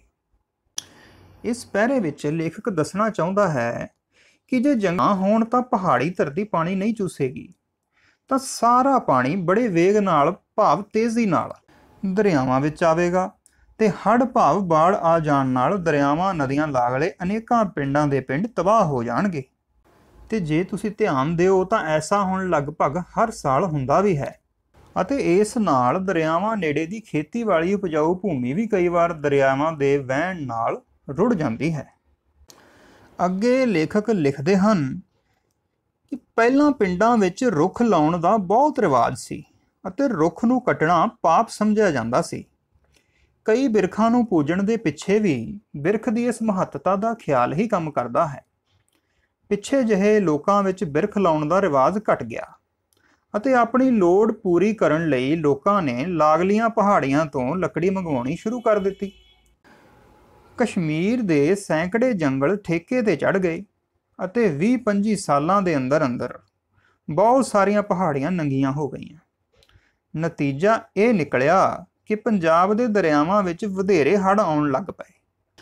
ਅਸੀਂ ਸ਼ਿਵਾਲਿਕ ਪਰਬਤ ਦੀ ਮਿਸਾਲ ਲੈਂਦੇ ਹਾਂ। ਇਸ ਉੱਤੇ ਜੰਗਲ ਕੱਟੇ ਜਾਣ ਨਾਲ ਇਸ ਪਹਾੜ ਦੇ ਪਾਣੀ ਨੇ ਬਰਸਾਤੀ ਨਾਲਿਆਂ ਰਾਹੀਂ ਜ਼ਿਲ੍ਹਾ ਅੰਬਾਲਾ, ਹੁਸ਼ਿਆਰਪੁਰ ਅਤੇ ਰੂਪਨਗਰ ਵਿੱਚ ਬਹੁਤ ਸਾਰੀ ਧਰਤੀ ਖੇਤੀਬਾੜੀ ਯੋਗ ਨਹੀਂ ਰਹਿਣ ਦਿੱਤੀ। ਇਸ ਤਬਾਹੀ ਤੋਂ ਬਚਣ ਲਈ ਇੱਕੋ ਤਰੀਕਾ ਹੈ ਕਿ ਕੁਦਰਤ ਦੇ ਵਿਰੁੱਧ ਨਾ ਚੱਲਿਆ ਜਾਵੇ ਅਤੇ ਪਹਾੜੀ ਜੰਗਲਾਂ ਨੂੰ ਵੱਢਣਾ ਬੰਦ ਕਰ ਦਿੱਤਾ ਜਾਵੇ। ਬੱਚਿਓ, ਇਸ ਪਹਿਰੇ ਵਿੱਚ ਲੇਖਕ ਜੋ ਸਾਨੂੰ ਦੱਸਣਾ ਚਾਹ ਰਿਹਾ ਹੈ ਉਹ ਗੱਲ ਇਹ ਹੈ ਕਿ ਭਾਰਤੀ ਸੱਭਿਆਚਾਰ ਵਿੱਚ ਰੁੱਖਾਂ ਦੇ ਮਹੱਤਵ ਨੂੰ ਸਮਝਦੇ ਹੋਏ ਸ਼ੁਰੂ ਤੋਂ ਹੀ ਬੜਾ ਸਨਮਾਨ ਦਿੱਤਾ ਜਾਂਦਾ ਰਿਹਾ ਹੈ। ਕੋਈ ਬਿਰਖਾਂ ਨੂੰ ਨੁਕਸਾਨ ਨਾ ਪਹੁੰਚਾਏ, ਇਸ ਲਈ ਉਹਨਾਂ ਦੀ ਪੂਜਾ ਦੇ ਵਿਧਾਨ ਵੀ ਭਾਰਤੀ ਸਮਾਜ ਵਿੱਚ ਪ੍ਰਚਲਿਤ ਕੀਤੇ ਗਏ, ਕਿਉਂਕਿ ਸੁਭਾਵਿਕ ਹੈ ਕਿ ਜਿਸ ਦੀ ਮਨੁੱਖ ਪੂਜਾ ਕਰਦਾ ਹੈ ਉਸ ਨੂੰ ਨੁਕਸਾਨ ਨਹੀਂ ਪਹੁੰਚਾ ਸਕਦਾ। ਪਰ ਵਿਗਿਆਨਕ ਸੋਚ ਅਤੇ ਤਰੱਕੀ ਕਰਕੇ ਇਨਸਾਨ ਧਰਮ ਦੇ ਮਾਰਗ ਤੋਂ ਦੂਰ ਹੁੰਦਾ ਗਿਆ, ਜਿਸ ਨਾਲ ਰੁੱਖਾਂ ਨੂੰ ਸਿਰਫ ਆਪਣੇ ਉਪਯੋਗ ਦੀ ਵਸਤੂ ਜਾਣਨ ਕਰਕੇ ਉਹਨਾਂ ਪ੍ਰਤੀ ਸਤਿਕਾਰ ਦੀ ਭਾਵਨਾ ਵਿੱਚ ਕਮੀ ਆਈ ਤੇ ਫਲਸਰੂਪ ਰੁੱਖਾਂ ਦੀ ਕਟਾਈ ਦੇ ਵਧਣ ਨਾਲ ਅੰਬਾਲਾ, ਹੁਸ਼ਿਆਰਪੁਰ ਤੇ ਰੂਪਨਗਰ ਵਰਗੇ ਇਲਾਕਿਆਂ ਵਿੱਚ ਧਰਤੀ ਖੇਤੀ ਯੋਗ ਨਹੀਂ ਰਹੀ। ਅੱਗੇ ਲੇਖਕ ਕਹਿੰਦੇ ਹਨ, ਜੰਗਲ ਦਾ ਪਾਣੀ ਨਾਲ ਬੜਾ ਵੱਡਾ ਸੰਬੰਧ ਹੈ। ਜਿੱਥੇ ਪਾਣੀ ਜੰਗਲਾਂ ਨੂੰ ਉਗਾਉਂਦਾ ਹੈ ਤੇ ਹਰਾ ਭਰਾ ਰੱਖਦਾ ਹੈ, ਉੱਥੇ ਜੰਗਲ ਆਪਣੀ ਠੰਡੀ ਛਾਂ ਅਤੇ ਜੜ੍ਹਾਂ ਨਾਲ ਪੋਲੀ ਕੀਤੀ ਧਰਤੀ ਵਿੱਚ ਪਾਣੀ ਦੀ ਦੌਲਤ ਨੂੰ ਬੜਾ ਸੰਭਾਲ ਕੇ ਰੱਖਦੇ ਹਨ। ਭਾਵ ਬੱਚਿਓ, ਜਿਸ ਤਰ੍ਹਾਂ ਮਿੱਟੀ ਨੂੰ ਪਾਣੀ ਨਾਲ ਗੁੰਨ ਕੇ ਘੁਮਿਆਰ ਘੜਾ ਬਣਾਉਂਦਾ ਹੈ ਅਤੇ ਫਿਰ ਉਹੀ ਘੜਾ ਪਾਣੀ ਨੂੰ ਆਪਣੇ ਵਿੱਚ ਜਮ੍ਹਾਂ ਰੱਖਦਾ ਹੈ, ਸਟੋਰ ਕਰਨ ਦੇ ਕੰਮ ਆਉਂਦਾ ਹੈ, ਠੀਕ ਉਸੇ ਤਰ੍ਹਾਂ ਰੁੱਖ ਜਾਂ ਜੰਗਲ ਪਾਣੀ ਦੀ ਖੁਰਾਕ ਨਾਲ ਹੀ ਵੱਧਦੇ ਫੁੱਲਦੇ ਹਨ ਅਤੇ ਇਹ ਜ਼ਮੀਨ ਨੂੰ ਪੋਲੀ ਰੱਖ ਕੇ ਉਸ ਵਿੱਚ ਪਾਣੀ ਸਟੋਰ ਕਰਨ ਦਾ ਕੰਮ ਵੀ ਕਰਦੇ। ਇਸ ਲਈ ਜਿੱਥੇ ਹਰਿਆਲੀ ਹੁੰਦੀ ਹੈ ਉਸ ਜ਼ਮੀਨ ਥੱਲੇ ਨਿਸ਼ਚਿਤ ਹੀ ਪਾਣੀ ਦੀ ਭਰਪੂਰ ਮਾਤਰਾ ਪਾਈ ਜਾਂਦੀ ਹੈ। ਬੱਚਿਓ, ਤੁਸੀਂ ਦੇਖੋਗੇ ਕਿ ਆਪਾਂ ਵੀ ਆਪਣੇ ਘਰਾਂ ਦੇ ਵਿੱਚ ਆਪਣੀ ਖਾਣ ਪੀਣ ਦਾ ਜੋ ਸਮਾਨ ਹੁੰਦਾ, ਰਾਸ਼ਨ ਪਾਣੀ, ਜੋ ਰਸਦ ਹੁੰਦੀ ਹੈ, ਹਰ ਇੱਕ ਚੀਜ਼ ਸਟੋਰ ਕਰਕੇ ਰੱਖਦੇ ਹਾਂ, ਹੈ ਨਾ। ਇਸੇ ਤਰ੍ਹਾਂ ਜੋ ਰੁੱਖ ਨੇ ਉਹ ਵੀ ਉਹਨਾਂ ਦੀ ਖੁਰਾਕ ਕੀ ਹੈ, ਪਾਣੀ, ਉਹਨੂੰ ਸਟੋਰ ਕਰਕੇ ਰੱਖਦੇ ਹੈ ਜ਼ਮੀਨ ਦੇ ਵਿੱਚ। ਸੋ ਉਹ ਪਾਣੀ ਉਹਨਾਂ ਦੇ ਕੰਮ ਵੀ ਆਉਂਦਾ ਹੈ ਤੇ ਸਾਡੇ ਕੰਮ ਵੀ ਆਉਂਦਾ ਹੈ। ਸੋ ਰੁੱਖਾਂ ਦਾ ਇਹ ਪਾਣੀ ਨੂੰ ਸਟੋਰ ਕਰਕੇ ਰੱਖਣ ਵਿੱਚ ਇੱਕ ਬਹੁਤ ਅਹਿਮ ਰੋਲ ਹੈ। ਅੱਗੇ ਲੇਖਕ ਕਹਿੰਦੇ ਨੇ ਕਿ ਮਨੁੱਖ ਤਾਂ ਦਿਨੋਂ ਦਿਨ ਜੰਗਲ ਤੋਂ ਦੂਰ ਹੀ ਹੁੰਦਾ ਗਿਆ, ਪਰ ਜੰਗਲੀ ਜਾਨਵਰਾਂ ਅਤੇ ਪੰਛੀਆਂ ਲਈ ਅਜੇ ਵੀ ਜੰਗਲ ਹੀ ਘਰ ਦਾ ਕੰਮ ਦਿੰਦੇ ਹਨ। ਜੇ ਜੰਗਲ ਨਾ ਹੋਣ ਤਾਂ ਪੰਛੀ ਘਟ ਜਾਣ ਅਤੇ ਸਾਡਾ ਜੀਵਨ ਪੰਛੀਆਂ ਦੀ ਰੰਗ ਬਿਰੰਗੀ ਲੀਲਾ ਤੋਂ ਵਾਂਝਾ ਰਹਿ ਜਾਵੇ। ਇਸ ਤੋਂ ਲੇਖਕ ਦਾ ਭਾਵ ਹੈ ਬੱਚਿਓ ਕਿ ਮਨੁੱਖ ਨੇ ਭਾਵੇਂ ਆਪਣੇ ਬੌਧਿਕ ਵਿਕਾਸ ਭਾਵ ਬੁੱਧੀ ਦੇ ਵਿਕਾਸ ਕਰਕੇ ਭਾਵੇਂ ਆਪਣਾ ਜੀਵਨ ਢੰਗ ਬਦਲ ਲਿਆ ਹੈ, ਭਾਵ ਕਿ ਉਸਨੇ ਜੰਗਲ ਛੱਡ ਪੱਕੇ ਮਕਾਨਾਂ ਵਿੱਚ ਰਹਿਣਾ ਸ਼ੁਰੂ ਕਰ ਦਿੱਤਾ ਹੈ, ਪਰ ਪਸ਼ੂ ਪੰਛੀਆਂ ਲਈ ਤਾਂ ਹਜੇ ਵੀ ਜੰਗਲ ਹੀ ਉਹਨਾਂ ਦੇ ਘਰ ਹਨ, ਰਹਿਣ ਬਸੇਰੇ ਉਹਨਾਂ ਦੇ ਉਹੀ ਹਨ। ਤੇ ਜੇ ਰੁੱਖ ਹੀ ਨਾ ਰਹੇ, ਜੰਗਲ ਹੀ ਨਾ ਰਹੇ, ਤਾਂ ਉਹਨਾਂ ਦਾ ਮਰਨਾ ਤਾਂ ਨਿਸ਼ਚਿਤ ਹੈ, ਕਿਉਂਕਿ ਉਹਨਾਂ ਨੂੰ ਜਿਉਣ ਵਾਸਤੇ ਜੰਗਲੀ ਮਾਹੌਲ ਹੀ ਲੋੜੀਂਦਾ ਹੈ, ਭਾਵ ਕਿ ਜੰਗਲੀ ਮਾਹੌਲ ਹੀ ਚਾਹੀਦਾ ਹੈ। ਸੋ ਇਸ ਤਰ੍ਹਾਂ ਨਾਲ ਅਸੀਂ ਕੁਦਰਤ ਦੇ ਨਜ਼ਾਰਿਆਂ ਦੇ ਨਾਲ ਨਾਲ ਸੋਹਣੇ ਰੰਗ ਬਿਰੰਗੇ ਵੰਨ ਸੁਵੰਨੇ ਪਸ਼ੂ ਪੰਛੀਆਂ ਨੂੰ ਵੀ ਭਵਿੱਖ ਵਿੱਚ ਵੇਖ ਨਹੀਂ ਪਾਵਾਂਗੇ। ਇਸ ਲਈ ਜੰਗਲਾਂ ਦੀ ਭਾਵ ਕਿ ਉਹਨਾਂ ਦੇ ਘਰਾਂ ਦੀ ਰੱਖਿਆ ਕਰਨੀ ਬਹੁਤ ਜ਼ਰੂਰੀ ਹੈ। ਅੱਗੇ ਲੇਖਕ ਕਹਿੰਦੇ ਹਨ, ਇੱਕ ਹੋਰ ਪਾਸਿਓਂ ਵੀ ਜੰਗਲਾਂ ਦਾ ਮਨੁੱਖੀ ਸਿਹਤ ਨਾਲ ਸੰਬੰਧ ਹੈ। ਜੰਗਲਾਂ ਦੇ ਪੈਰਾਂ ਵਿੱਚ ਕੁਦਰਤ ਨੇ ਲੱਖਾਂ ਪ੍ਰਕਾਰ ਦੀਆਂ ਜੜੀ ਬੂਟੀਆਂ ਉਗਾ ਰੱਖੀਆਂ ਹਨ। ਇਹਨਾਂ ਵਿੱਚੋਂ ਕਈ ਇੰਨੀਆਂ ਨਾਜ਼ੁਕ ਹੁੰਦੀਆਂ ਹਨ ਕਿ ਘਣੇ ਜੰਗਲਾਂ ਦੀ ਰੱਖਿਆ ਬਿਨਾਂ ਉਹ ਜਿਉਂਦੀਆਂ ਹੀ ਨਹੀਂ ਰਹਿ ਸਕਦੀਆਂ। ਸੋ ਜੰਗਲ ਇੱਕ ਤਰ੍ਹਾਂ ਦੇ ਕੁਦਰਤ ਦੇ ਬਣਾਏ ਹੋਏ ਵੱਡੇ ਹਸਪਤਾਲ ਹਨ, ਜਿਨ੍ਹਾਂ ਵਿੱਚੋਂ ਸਿਆਣੇ ਮਨੁੱਖ ਸਾਲਾਂ ਬੱਧੀ ਮਿਹਨਤ ਕਰਕੇ ਅਤੇ ਪੜਤਾਲਾਂ ਕਰ ਕਰਕੇ ਮਨੁੱਖ ਦੇ ਰੋਗਾਂ ਨੂੰ ਕੱਟਣ ਵਾਲੀਆਂ ਜੜੀਆਂ ਬੂਟੀਆਂ ਲਿਆਉਂਦੇ ਹਨ। ਤੁਹਾਨੂੰ ਸੰਜੀਵਨੀ ਬੂਟੀ ਦੀ ਕਹਾਣੀ ਯਾਦ ਹੋਵੇਗੀ, ਜਿਸ ਨੂੰ ਹਨੂਮਾਨ ਇੱਕ ਦੂਰ ਦੇ ਪਹਾੜ ਤੋਂ ਪੁੱਟ ਕੇ ਲਿਆਇਆ ਸੀ ਅਤੇ ਜਿਸ ਦੇ ਲਾਉਣ ਨਾਲ ਲਛਮਣ ਜੀ ਦੇ ਫੱਟ ਠੀਕ ਹੋ ਗਏ ਸਨ। ਫੱਟ ਕੀ ਹੁੰਦਾ ਬੱਚਿਓ? ਜ਼ਖਮ। ਇਸ ਪਹਿਰੇ ਵਿੱਚ ਲੇਖਕ ਨੇ ਜ਼ਿਕਰ ਕੀਤਾ ਹੈ ਕਿ ਕੁਦਰਤ ਨੇ ਸਾਨੂੰ ਲੱਖਾਂ ਕਿਸਮਾਂ ਦੀ ਵਨਸਪਤੀ ਜੜੀਆਂ ਬੂਟੀਆਂ ਦਾ ਖਜ਼ਾਨਾ ਦਿੱਤਾ ਹੈ, ਜਿਨ੍ਹਾਂ ਵਿੱਚੋਂ ਕਿਸੇ ਬੂਟੀ ਨੂੰ ਤੇਜ਼ ਧੁੱਪ ਚਾਹੀਦੀ ਹੈ, ਕਿਸੇ ਨੂੰ ਘੱਟ ਚਾਹੀਦੀ ਹੈ, ਕਿਸੇ ਨੂੰ ਜ਼ਿਆਦਾ ਪਾਣੀ ਚਾਹੀਦਾ ਹੈ ਤੇ ਕਿਸੇ ਨੂੰ ਘੱਟ ਚਾਹੀਦਾ ਹੈ। ਸੋ ਛਾਂ ਵਿੱਚ ਹੋਣ ਵਾਲੀਆਂ ਅਨੇਕਾਂ ਐਸੀਆਂ ਜੜੀਆਂ ਬੂਟੀਆਂ ਹਨ ਜੋ ਬਹੁਤ ਗੁਣਕਾਰੀ ਹੁੰਦੀਆਂ ਹਨ ਅਤੇ ਸਿਰਫ ਸੰਘਣੇ ਜੰਗਲਾਂ ਦੀ ਛਾਂ ਹੇਠ ਹੀ ਉਗਦੀਆਂ ਹਨ। ਧੁੱਪ ਲੱਗਣ ਨਾਲ ਇਹ ਸੁੱਕ ਜਾਂਦੀਆਂ ਹਨ। ਸੋ ਜਿਵੇਂ ਹਸਪਤਾਲ ਮਰੀਜ਼ਾਂ ਨੂੰ ਉਚਿਤ ਸਹੂਲਤ ਤੇ ਮਾਹੌਲ ਦੇ ਕੇ ਰੱਖਿਆ ਕਰਦੇ ਹਨ, ਉਸੇ ਤਰ੍ਹਾਂ ਜੰਗਲ ਵੀ ਇਹਨਾਂ ਬੂਟੀਆਂ ਲਈ ਹਸਪਤਾਲਾਂ ਤੋਂ ਘੱਟ ਨਹੀਂ, ਜੋ ਉਹਨਾਂ ਨੂੰ ਲੋੜੀਂਦਾ ਵਾਤਾਵਰਣ ਪ੍ਰਦਾਨ ਕਰਕੇ ਉਹਨਾਂ ਦੀ ਰੱਖਿਆ ਕਰਦੇ ਹਨ। ਦੂਜੇ, ਇਹਨਾਂ ਜੜੀਆਂ ਬੂਟੀਆਂ ਤੋਂ ਅਨੇਕਾਂ ਦਵਾਈਆਂ ਬਣਦੀਆਂ ਹਨ ਜੋ ਸਾਡੇ ਇਲਾਜ ਦੇ ਕੰਮ ਆਉਂਦੀਆਂ ਹਨ। ਸੋ ਇਸ ਲਈ ਵੀ ਇਹ ਜੰਗਲ ਹਸਪਤਾਲ ਵਾਂਗ ਹਨ, ਜਿੱਥੋਂ ਸਾਨੂੰ ਅਨੇਕਾਂ ਪ੍ਰਕਾਰ ਦੇ ਰੋਗਾਂ ਨੂੰ ਦੂਰ ਕਰਨ ਵਾਲੀਆਂ ਗੁਣਕਾਰੀ ਜੜੀਆਂ ਬੂਟੀਆਂ ਪ੍ਰਾਪਤ ਹੁੰਦੀਆਂ ਹਨ। ਅੱਗੇ ਲੇਖਕ ਕਹਿੰਦਾ ਹੈ, ਜੰਗਲਾਂ ਦਾ ਸਭ ਤੋਂ ਵੱਡਾ ਲਾਭ ਇਹ ਹੈ ਕਿ ਉਹ ਮਨੁੱਖ ਨੂੰ ਰੁਜ਼ਗਾਰ ਦਿੰਦੇ ਹਨ। ਕਰੋੜਾਂ ਆਦਮੀ ਜੰਗਲਾਂ ਅਤੇ ਉਹਨਾਂ ਵਿੱਚੋਂ ਪੈਦਾ ਹੋਈਆਂ ਚੀਜ਼ਾਂ ਸਦਕਾ ਕੰਮ ਲੱਗੇ ਹੋਏ ਹਨ। ਇੱਕ ਤੀਲੀਆਂ ਦੀ ਡੱਬੀਆਂ ਦਾ ਕਾਰਖਾਨਾ ਹੀ ਲੈ ਲਓ। ਦੁਨੀਆ ਦੇ ਲੱਖਾਂ ਆਦਮੀ ਪਹਾੜਾਂ ਤੋਂ ਆਈ ਚੀੜ ਦੀ ਲੱਕੜ ਸਦਕਾ ਇਹਨਾਂ ਕਾਰਖਾਨਿਆਂ ਵਿੱਚ ਕੰਮ ਕਰ ਰਹੇ ਹਨ। ਇਸੇ ਤਰ੍ਹਾਂ ਜਿਸ ਕਾਗਜ਼ ਉੱਤੇ ਤੁਸੀਂ ਲਿਖਦੇ ਹੋ ਅਤੇ ਜਿਸ ਉੱਤੇ ਛਪੀਆਂ ਕਿਤਾਬਾਂ ਤੁਸੀਂ ਪੜ੍ਹਦੇ ਹੋ, ਇਹ ਵੀ ਜੰਗਲ ਦੀ ਲੱਕੜੀ ਅਤੇ ਘਾਹ ਫੂਸ ਤੋਂ ਵੱਡੀਆਂ ਵੱਡੀਆਂ ਮਸ਼ੀਨਾਂ ਵਿੱਚ ਪੀਹ ਕੇ ਬਣਾਇਆ ਜਾਂਦਾ ਹੈ। ਇਹਨਾਂ ਤੋਂ ਹੀ ਅਨੇਕਾਂ ਆਦਮੀਆਂ ਦੀ ਰੋਜ਼ੀ ਚੱਲਦੀ ਹੈ। ਇਸੇ ਤਰ੍ਹਾਂ ਗੂੰਦ, ਲਾਖ, ਸ਼ਹਿਦ ਅਤੇ ਹੋਰ ਅਨੇਕਾਂ ਚੀਜ਼ਾਂ ਜੰਗਲਾਂ ਤੋਂ ਹੀ ਆਉਂਦੀਆਂ ਹਨ। ਬੱਚਿਓ, ਜਿਵੇਂ ਕਿ ਆਪਾਂ ਪਹਿਲਾਂ ਜਾਣ ਚੁੱਕੇ ਹਾਂ ਕਿ ਰੁੱਖਾਂ ਤੋਂ ਲੱਕੜੀ ਦਾ ਅਨੇਕਾਂ ਤਰ੍ਹਾਂ ਦਾ ਸਮਾਨ ਅਤੇ ਬਾਲਣ ਆਦਿ ਸਾਨੂੰ ਪ੍ਰਾਪਤ ਹੁੰਦਾ ਹੈ। ਇਹ ਸਭ ਵਸਤਾਂ ਮਨੁੱਖ ਹੀ ਬਣਾਉਂਦੇ ਹਨ। ਸੋ ਇੱਕ ਤਰ੍ਹਾਂ ਨਾਲ ਉਹਨਾਂ ਮਨੁੱਖਾਂ ਦਾ ਰੁਜ਼ਗਾਰ ਜੰਗਲਾਂ ਉੱਪਰ ਹੀ ਆਧਾਰਿਤ ਹੈ। ਜੇ ਜੰਗਲ ਹੀ ਨਾ ਬਚੇ ਤਾਂ ਇਹ ਰੁਜ਼ਗਾਰ ਵੀ ਸਮਾਪਤ ਹੋ ਜਾਣਗੇ। ਅੱਗੇ ਲੇਖਕ ਕਹਿੰਦਾ ਹੈ, ਕੁਦਰਤ ਨੂੰ ਪਤਾ ਹੈ ਕਿ ਜੰਗਲ ਕਿਸੇ ਹੱਦ ਤੋਂ ਵੱਧ ਨਹੀਂ ਹੋਣ ਦੇਣੇ। ਜਦ ਜੰਗਲ ਲੋੜ ਤੋਂ ਵੱਧ ਫੈਲ ਜਾਣ ਤਾਂ ਕੁਦਰਤ ਉਹਨਾਂ ਨੂੰ ਆਪ ਹੀ ਜੰਗਲੀ ਅੱਗ ਨਾਲ, ਜੋ ਦਰਖਤਾਂ ਦੀ ਰਗੜ ਤੋਂ ਹੀ ਪੈਦਾ ਹੋ ਜਾਂਦੀ ਹੈ, ਸਾੜ ਕੇ ਘਟਾ ਦਿੰਦੀ ਹੈ, ਜਾਂ ਵੱਡੇ ਤੇਜ਼ ਝੱਖੜਾਂ ਨਾਲ ਉਹਨਾਂ ਨੂੰ ਉਖਾੜ ਕੇ ਸੁੱਟ ਦਿੰਦੀ ਹੈ ਅਤੇ ਸਮੇਂ ਨਾਲ ਮਿੱਟੀ ਥੱਲੇ ਦੱਬ ਦਿੰਦੀ ਹੈ। ਕੁਝ ਚਿਰ ਪਾ ਕੇ ਇਹ ਦੱਬੇ ਹੋਏ ਜੰਗਲ ਧਰਤੀ ਦੀ ਅੰਦਰਲੀ ਗੁੱਝੀ ਅੱਗ ਨਾਲ ਸੜ ਕੇ ਕੋਲੇ ਦੀ ਖਾਣ ਵਿੱਚ ਬਦਲ ਜਾਂਦੇ ਹਨ। ਤੁਸੀਂ ਜਾਣਦੇ ਹੀ ਹੋ ਕਿ ਕੋਲਾ ਕਿੰਨੀ ਵੱਡੀ ਮਨੁੱਖੀ ਲੋੜ ਹੈ। ਅੱਜ ਕੱਲ੍ਹ ਦੇ ਸਮੇਂ ਨੂੰ ਲੋਹੇ ਤੇ ਕੋਲੇ ਦਾ ਯੁੱਗ ਹੀ ਕਿਹਾ ਜਾਂਦਾ ਹੈ। ਜਿਸ ਦੇਸ਼ ਵਿੱਚ ਕੋਲਾ ਨਹੀਂ, ਉਹ ਦੇਸ਼ ਬਾਕੀ ਦੇਸ਼ਾਂ ਨਾਲੋਂ ਪਿੱਛੇ ਰਹਿ ਜਾਏਗਾ।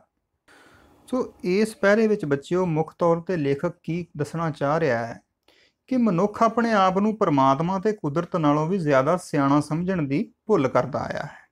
ਇਸ ਲਈ ਉਹ ਕੁਦਰਤ ਦੇ ਕੰਮਾਂ ਵਿੱਚ ਆਪਣਾ ਦਖਲ ਦੇਣੋਂ ਬਾਜ਼ ਨਹੀਂ ਆਉਂਦਾ ਅਤੇ ਆਪਣੀ ਸੋਚ ਨੂੰ ਸਹੀ ਸਾਬਤ ਕਰਨ ਲਈ ਅਨੇਕਾਂ ਪ੍ਰਕਾਰ ਦੇ ਤਰਕ ਦਿੰਦਾ ਹੈ, ਰੀਜ਼ਨਸ ਦਿੰਦਾ ਹੈ। ਪਰ ਜੰਗਲਾਂ ਦਾ ਨਿਰਮਾਣ ਕਰਨ ਵਾਲੀ ਕੁਦਰਤ ਕੋਈ ਨਿਆਣੀ ਨਹੀਂ ਹੈ। ਉਹ ਆਪਣਾ ਸੰਤੁਲਨ ਕਾਇਮ ਰੱਖਣਾ ਜਾਣਦੀ ਹੈ ਅਤੇ ਇਸੇ ਲਈ ਉਹਨੂੰ ਮਦਰ ਨੇਚਰ ਕਿਹਾ ਜਾਂਦਾ ਹੈ, ਕਿਉਂਕਿ ਉਹ ਆਪਣੇ ਬੱਚਿਆਂ ਦਾ ਭਾਵ ਕਿ ਸਾਡਾ ਖਿਆਲ ਵੀ ਰੱਖਣਾ ਜਾਣਦੀ ਹੈ।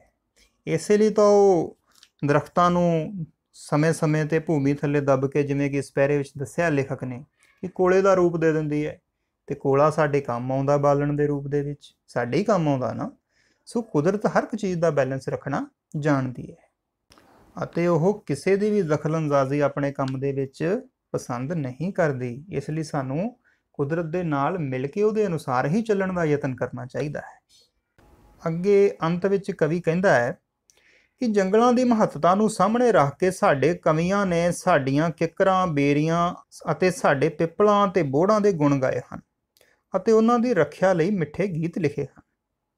ਬੱਚਿਓ, ਇਸ ਵਿੱਚ ਕੋਈ ਦੋ ਰਾਏ ਨਹੀਂ ਕਿ ਜਦੋਂ ਮਨੁੱਖ ਕਿਸੇ ਨਾਲ ਸਾਂਝ ਦਾ ਭਾਵ ਕਿ ਪ੍ਰੇਮ ਦਾ ਅਹਿਸਾਸ ਪ੍ਰਗਟ ਕਰਦਾ ਹੈ ਤਾਂ ਸਹਿਜੇ ਹੀ ਉਹ ਕਵਿਤਾਵਾਂ, ਗੀਤਾਂ, ਲੇਖਾਂ, ਗਜ਼ਲਾਂ ਦੇ ਰੂਪ ਵਿੱਚ ਸਾਡੇ ਸਾਹਮਣੇ ਆਉਂਦਾ ਹੈ।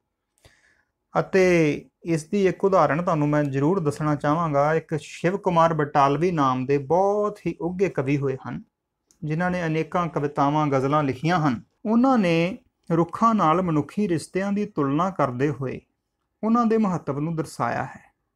ਉਹ ਕਹਿੰਦੇ ਹਨ ਕਿ ਕੁਝ ਰੁੱਖ ਮੈਨੂੰ ਪੁੱਤ ਲੱਗਦੇ ਨੇ, ਕੁਝ ਰੁੱਖ ਲੱਗਦੇ ਮਾਵਾਂ, ਕੁਝ ਰੁੱਖ ਨੂੰਹਾਂ ਧੀਆਂ ਲੱਗਦੇ।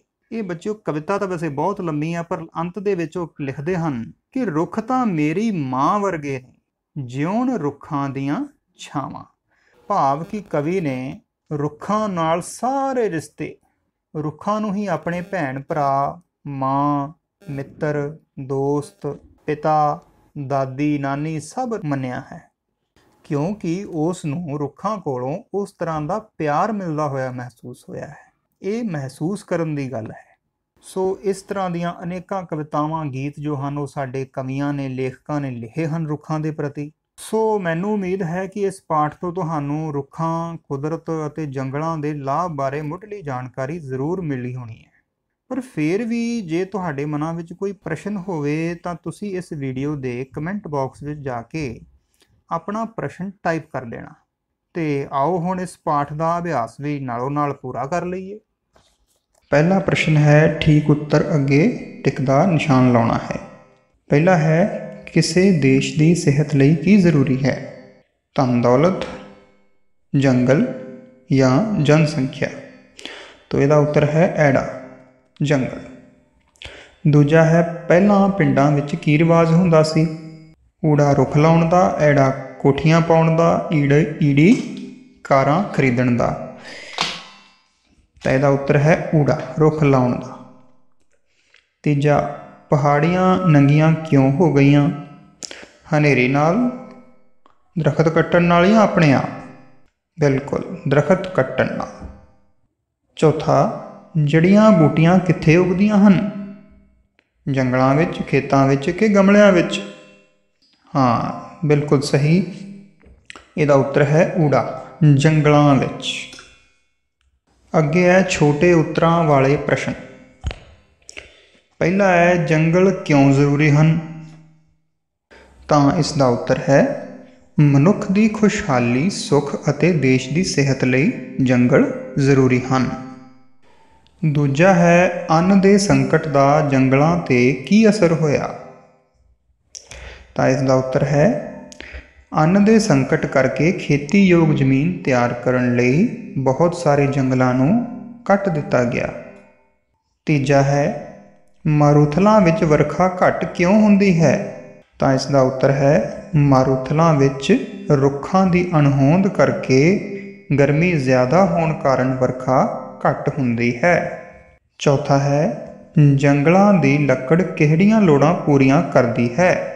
ਤਾਂ ਇਸ ਦਾ ਉੱਤਰ ਹੈ, ਜੰਗਲ ਦੀ ਲੱਕੜ ਸਾਡੀਆਂ ਮਕਾਨ ਬਣਾਉਣ ਅਤੇ ਉਸ ਅੰਦਰਲੀਆਂ ਵਸਤੂਆਂ ਜਿਵੇਂ ਕਿ ਕੁਰਸੀਆਂ, ਮੇਜ਼, ਮੰਜੇ, ਪੀੜ੍ਹੀਆਂ ਆਦਿ ਬਣਾਉਣ ਤੋਂ ਇਲਾਵਾ ਕਿਸ਼ਤੀਆਂ, ਨਿੱਕੇ ਜਹਾਜ਼, ਗੱਡੇ, ਰੇੜੇ ਆਦਿ ਬਣਾਉਣ ਦੇ ਨਾਲ ਨਾਲ ਬਾਲਣ ਦੀ ਲੋੜ ਨੂੰ ਵੀ ਪੂਰਾ ਕਰਦੀ ਹੈ। ਅਗਲਾ ਹੈ, ਕਵੀਆਂ ਨੇ ਕਿਹੜੇ ਕਿਹੜੇ ਰੁੱਖਾਂ ਦੇ ਗੁਣ ਗਾਏ ਹਨ? ਤਾਂ ਇਸ ਦਾ ਉੱਤਰ ਹੈ, ਕਵੀਆਂ ਨੇ ਕਿੱਕਰਾਂ, ਬੇਰੀਆਂ, ਪਿੱਪਲਾਂ ਅਤੇ ਬੋਹੜਾਂ ਦੇ ਗੁਣ ਗਾਏ ਹਨ।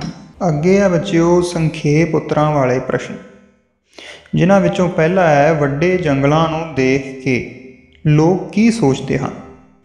ਤੁਹਾਡੇ 'ਚੋਂ ਯਾਦ ਹੈ ਕਿਸੇ ਨੂੰ? ਚੈਪਟਰ ਦੀ ਸਟਾਰਟਿੰਗ ਦੇ ਵਿੱਚ ਆਪਾਂ ਇਹ ਚੀਜ਼ ਪੜ੍ਹੀ ਸੀ। ਤਾਂ ਇਸ ਦਾ ਉੱਤਰ ਹੈ, ਵੱਡੇ ਜੰਗਲ ਨੂੰ ਦੇਖ ਕੇ ਕਈ ਲੋਕ ਸੋਚਦੇ ਹਨ ਕਿ ਧਰਤੀ 'ਤੇ ਇੰਨੇ ਵੱਡੇ ਟੋਟੇ ਕਿਉਂ ਵਿਅਰਥ ਪਏ ਹਨ, ਇਹਨਾਂ ਦੀ ਥਾਂ ਵੱਡੇ ਵੱਡੇ ਸ਼ਹਿਰ ਵਸ ਸਕਦੇ ਹਨ। ਅਗਲਾ ਪ੍ਰਸ਼ਨ ਹੈ, ਵੱਡੇ ਵੱਡੇ ਸ਼ਹਿਰ ਬਣਾਉਣ ਨਾਲ ਮਨੁੱਖੀ ਸਿਹਤ 'ਤੇ ਕੀ ਅਸਰ ਹੋਇਆ? ਤਾਂ ਇਸ ਦਾ ਉੱਤਰ ਹੈ, ਵੱਡੇ ਵੱਡੇ ਸ਼ਹਿਰ ਬਣਾਉਣ ਨਾਲ ਮਨੁੱਖੀ ਸਿਹਤ ਡਿੱਗਦੀ ਗਈ, ਭਾਵ ਕਿ ਮਨੁੱਖਾਂ ਦੀ ਸਿਹਤ ਵਿਗੜਦੀ ਚਲੀ ਗਈ। ਅਗਲਾ ਪ੍ਰਸ਼ਨ ਹੈ, ਜੰਗਲੀ ਇਲਾਕਿਆਂ ਵਿੱਚ ਮੀਂਹ ਜ਼ਿਆਦਾ ਕਿਉਂ ਪੈਂਦਾ ਹੈ? ਤਾਂ ਇਸ ਦਾ ਉੱਤਰ ਹੈ, ਜੰਗਲੀ ਇਲਾਕਿਆਂ ਵਿੱਚ ਵਾਯੂਮੰਡਲ ਠੰਡਾ ਹੋਣ ਕਰਕੇ ਮੀਂਹ ਜ਼ਿਆਦਾ ਪੈਂਦਾ ਹੈ। ਚੌਥਾ ਹੈ, ਤਬਾਹੀ ਤੋਂ ਬਚਣ ਦਾ ਕੀ ਤਰੀਕਾ ਹੈ? ਤਾਂ ਇਸ ਦਾ ਉੱਤਰ ਹੈ, ਤਬਾਹੀ ਤੋਂ ਬਚਣ ਦਾ ਇੱਕੋ ਤਰੀਕਾ ਹੈ ਕਿ ਕੁਦਰਤ ਦੇ ਵਿਰੁੱਧ ਨਾ ਚੱਲਿਆ ਜਾਵੇ ਅਤੇ ਪਹਾੜੀ ਜੰਗਲਾਂ ਨੂੰ ਵੱਢਣਾ ਬੰਦ ਕਰ ਦਿੱਤਾ ਜਾਵੇ। ਅਗਲਾ ਪ੍ਰਸ਼ਨ ਹੈ, ਜੰਗਲ ਕੁਦਰਤ ਦੇ ਬਣਾਏ ਹੋਏ ਹਸਪਤਾਲ ਹਨ, ਕਿਵੇਂ? ਤਾਂ ਇਸ ਦਾ ਉੱਤਰ ਹੈ, ਜੰਗਲ ਕੁਦਰਤ ਦੇ ਬਣਾਏ ਹੋਏ ਹਸਪਤਾਲ ਹਨ ਕਿਉਂਕਿ ਜੰਗਲਾਂ ਦੇ ਪੈਰਾਂ ਵਿੱਚ ਕੁਦਰਤ ਨੇ ਲੱਖਾਂ ਪ੍ਰਕਾਰ ਦੀਆਂ ਜੜੀਆਂ ਬੂਟੀਆਂ ਉਗਾ ਰੱਖੀਆਂ ਹਨ। ਸੋ ਜੰਗਲ ਸਾਡੀ ਰੱਖਿਆ ਦੇ ਨਾਲ ਨਾਲ ਉਹਨਾਂ ਜੜੀ ਬੂਟੀਆਂ ਦੀ ਵੀ ਰੱਖਿਆ ਕਰਦੇ ਹਨ। ਚੌਥਾ ਪ੍ਰਸ਼ਨ ਹੈ, ਹੇਠ ਲਿਖੇ ਸ਼ਬਦਾਂ ਨੂੰ ਵਾਕਾਂ ਵਿੱਚ ਵਰਤੋ। ਪਹਿਲਾ ਹੈ ਕੁਦਰਤ, ਤਾਂ ਇਸ ਦਾ ਵਾਕ ਬਣ ਸਕਦਾ ਹੈ, ਜੰਗਲ ਕੁਦਰਤ ਦੀ ਵਡਮੁੱਲੀ ਦਾਤ ਹਨ। ਦੂਜਾ ਹੈ ਖੁਸ਼ਹਾਲੀ, ਮਨੁੱਖ ਦੀ ਖੁਸ਼ਹਾਲੀ ਅਤੇ ਸੁੱਖ ਲਈ ਜੰਗਲ ਜ਼ਰੂਰੀ ਹਨ। ਤੀਜਾ ਹੈ ਤਜਰਬਾ, ਤਜਰਬਾ ਮੀਨਸ ਹੁੰਦਾ ਐਕਸਪੀਰੀਅੰਸ, ਮਨੁੱਖ ਆਪਣੀਆਂ ਗਲਤੀਆਂ ਤੋਂ ਸਿੱਖ ਕੇ ਹੀ ਅਸਲੀ ਤਜਰਬਾ ਹਾਸਿਲ ਕਰਦਾ ਹੈ। ਚੌਥਾ ਹੈ ਰਿਵਾਜ, ਸਾਨੂੰ ਸਭ ਨੂੰ ਆਪੋ ਆਪਣੇ ਘਰਾਂ ਵਿੱਚ ਵੱਧ ਤੋਂ ਵੱਧ ਬੂਟੇ ਲਾਉਣ ਦਾ ਰਿਵਾਜ ਚਲਾਉਣਾ ਚਾਹੀਦਾ ਹੈ। ਅਗਲਾ ਹੈ ਮਹੱਤਤਾ, ਜੰਗਲਾਂ ਦੇ ਲਾਭ ਪਾਠ ਤੋਂ ਸਾਨੂੰ ਰੁੱਖਾਂ ਦੀ ਮਹੱਤਤਾ ਬਾਰੇ ਪਤਾ ਚੱਲਦਾ ਹੈ। ਸੋ ਇਹ ਕੁਝ ਉਦਾਹਰਨਾਂ ਸਨ ਬੱਚਿਓ ਵਾਕਾਂ ਦੀਆਂ। ਤੁਸੀਂ ਚਾਹੋ ਤਾਂ ਇਸ ਸ਼ਬਦਾਂ ਦੇ ਅਰਥ ਨੂੰ ਸਮਝਦੇ ਹੋਏ ਆਪਣੀ ਮਰਜ਼ੀ ਅਨੁਸਾਰ ਵੀ ਵਾਕ ਬਣਾ ਸਕਦੇ ਹੋ। ਅਗਲਾ ਪ੍ਰਸ਼ਨ ਹੈ ਖਾਲੀ ਥਾਵਾਂ ਭਰੋ। ਪਹਿਲੀ ਹੈ ਜੰਗਲ ਕੁਦਰਤ ਦੀ ਵੱਡੀ ਡੈਸ਼ ਹਨ, ਕੀ ਹਨ? ਦਾਤ ਹਨ। ਦੂਜਾ ਹੈ ਮਾਰੂਥਲਾਂ ਉੱਤੇ ਬਹੁਤ ਘੱਟ ਡੈਸ਼ ਹੁੰਦੀ ਹੈ, ਕੀ ਘੱਟ ਹੁੰਦੀ ਹੈ ਮਾਰੂਥਲਾਂ ਉੱਪਰ? ਵਰਖਾ। ਬਿਰਖਾਂ ਦੀਆਂ ਜੜ੍ਹਾਂ ਨਾਲ ਧਰਤੀ ਡੈਸ਼ ਹੋ ਜਾਂਦੀ ਹੈ, ਕੀ ਹੋ ਜਾਂਦੀ ਹੈ? ਜੜ੍ਹਾਂ ਦੇ ਨਾਲ ਪੋਲੀ ਹੋ ਜਾਂਦੀ ਹੈ। ਰੁੱਖ ਨੂੰ ਕੱਟਣਾ ਡੈਸ਼ ਸਮਝਿਆ ਜਾਂਦਾ ਸੀ, ਕੀ ਸਮਝਿਆ ਜਾਂਦਾ ਸੀ? ਪਾਪ ਸਮਝਿਆ ਜਾਂਦਾ ਸੀ। ਅੱਜ ਕੱਲ੍ਹ ਦੇ ਸਮੇਂ ਨੂੰ ਡੈਸ਼ ਤੇ ਡੈਸ਼ ਦਾ ਯੁੱਗ ਕਿਹਾ ਜਾਂਦਾ ਹੈ। ਯਾਦ ਹੈ ਕਿਸੇ ਨੂੰ ਇਸ ਦਾ ਜ਼ਿਕਰ ਚੈਪਟਰ ਦੇ ਵਿੱਚ ਆਇਆ ਹੋਇਆ? ਹਾਂ, ਬਿਲਕੁਲ ਸਹੀ, ਲੋਹੇ ਅਤੇ ਕੋਲੇ ਦਾ ਯੁੱਗ ਕਿਹਾ ਜਾਂਦਾ ਹੈ। ਅਗਲਾ ਪ੍ਰਸ਼ਨ ਹੈ ਹੇਠ ਲਿਖੇ ਸ਼ਬਦਾਂ ਨੂੰ ਹਿੰਦੀ ਅਤੇ ਅੰਗਰੇਜ਼ੀ ਵਿੱਚ ਲਿਖੋ। ਜਿਵੇਂ ਕਿ ਪਹਿਲਾ ਹੈ ਬਿਰਖ, ਬਿਰਖ ਨੂੰ ਹਿੰਦੀ ਵਿੱਚ ਕੀ ਕਹਿੰਦੇ ਨੇ? ਵਰਕਸ਼, ਤੇ ਇੰਗਲਿਸ਼ ਵਿੱਚ ਕੀ ਕਹਿੰਦੇ ਨੇ? ਟਰੀ। ਦੂਜਾ ਹੈ ਕਵੀ, ਕਵੀ ਨੂੰ ਹਿੰਦੀ ਵਿੱਚ ਕੀ ਕਹਿੰਦੇ ਨੇ? ਕਵੀ ਕਹਿ ਦਿੰਦੇ ਨੇ, ਅਤੇ ਇੰਗਲਿਸ਼ ਦੇ ਵਿੱਚ ਕੀ ਕਹਿੰਦੇ ਨੇ? ਪੋਇਟ। ਤੀਜਾ ਹੈ ਕੁਦਰਤ, ਕੁਦਰਤ ਨੂੰ ਹਿੰਦੀ ਵਿੱਚ ਕੀ ਕਹਿੰਦੇ ਨੇ? ਪ੍ਰਕਿਰਤੀ, ਅਤੇ ਇੰਗਲਿਸ਼ ਵਿੱਚ ਕੀ ਕਹਿੰਦੇ ਨੇ? ਨੇਚਰ। ਚੌਥਾ ਹੈ ਤਬਦੀਲੀ, ਤਬਦੀਲੀ ਨੂੰ ਹਿੰਦੀ ਵਿੱਚ ਕੀ ਕਿਹਾ ਜਾਂਦਾ ਹੈ? ਬਦਲਾਵ, ਅਤੇ ਇੰਗਲਿਸ਼ ਵਿੱਚ ਕੀ ਕਿਹਾ ਜਾਂਦਾ ਹੈ? ਚੇਂਜ। ਪੰਜਵਾਂ ਹੈ ਖੇਤੀਬਾੜੀ, ਖੇਤੀਬਾੜੀ ਨੂੰ ਬੱਚਿਓ ਹਿੰਦੀ ਵਿੱਚ ਕੀ ਕਹਿੰਦੇ ਨੇ? ਕ੍ਰਿਸ਼ੀ, ਅਤੇ ਅੰਗਰੇਜ਼ੀ ਵਿੱਚ ਕੀ ਕਹਿੰਦੇ ਨੇ? ਐਗਰੀਕਲਚਰ। ਤੇ 7ਵਾਂ ਤੁਹਾਡਾ ਪ੍ਰਸ਼ਨ ਹੈ, ਹੇਠ ਲਿਖੇ ਸ਼ਬਦਾਂ ਨੂੰ ਸ਼ੁੱਧ ਕਰਕੇ ਲਿਖੋ। ਤੋ ਬੱਚਿਓ, ਇਹ ਜਿਹੜੇ ਸ਼ਬਦ ਤਾਂ ਦਿੱਤੇ ਹੋਏ ਨੇ ਇਹ ਅਸ਼ੁੱਧ ਫਾਰਮ ਦੇ ਵਿੱਚ ਦਿੱਤੇ ਹੋਏ ਨੇ, ਭਾਵ ਕਿ ਸਹੀ ਨਹੀਂ ਹੈ ਇਹਨਾਂ ਦੀ ਸਪੈਲਿੰਗ। ਤੁਸੀਂ ਇਹਨਾਂ ਨੂੰ ਸਹੀ ਸਪੈਲਿੰਗਾਂ ਦੇ ਨਾਲ ਲਿਖਣਾ ਹੈ। ਤੋ ਇਹਨਾਂ ਦੇ ਸਹੀ ਸਪੈਲਿੰਗ ਤੁਸੀਂ ਨਾਲ ਨਾਲ ਸਕਰੀਨ 'ਤੇ ਦੇਖਦੇ ਜਾਓ ਅਤੇ ਇਸ ਨੂੰ ਨੋਟ ਕਰਦੇ ਜਾਓ। ਪਹਿਲਾ ਹੈ ਸਿਹਤ, ਦੂਜਾ ਹੈ ਸ਼ਹਿਰ, ਤੀਜਾ ਹੈ ਵਾਯੂਮੰਡਲ, ਚੌਥਾ ਹੈ ਲਾਭ ਤੇ ਪੰਜਵਾਂ ਹੈ ਯੁੱਗ। ਤੇ ਇਸ ਦੇ ਨਾਲ ਹੀ ਤੁਹਾਡਾ ਦੂਜੇ ਪਾਠ ਦਾ ਅਭਿਆਸ ਇੱਥੇ ਹੀ ਸਮਾਪਤ ਹੁੰਦਾ ਹੈ ਅਤੇ ਇਸ ਨੂੰ ਬਿਲਕੁਲ ਸਾਫ਼ ਸੁਥਰੀ ਚੰਗੀ ਸੋਹਣੀ ਹੈਂਡਰਾਈਟਿੰਗ ਦੇ ਵਿੱਚ ਤੁਸੀਂ ਆਪੋ ਆਪਣੀਆਂ ਕਾਪੀਜ਼ ਦੇ ਵਿੱਚ ਨੋਟ ਕਰ ਲੈਣਾ। ਮਿਲਦੇ ਹਾਂ ਅਗਲੇ ਲੈਸਨ ਦੇ ਨਾਲ। ਤੁਹਾਡਾ ਸਾਰਿਆਂ ਦਾ ਬਹੁਤ ਬਹੁਤ ਧੰਨਵਾਦ।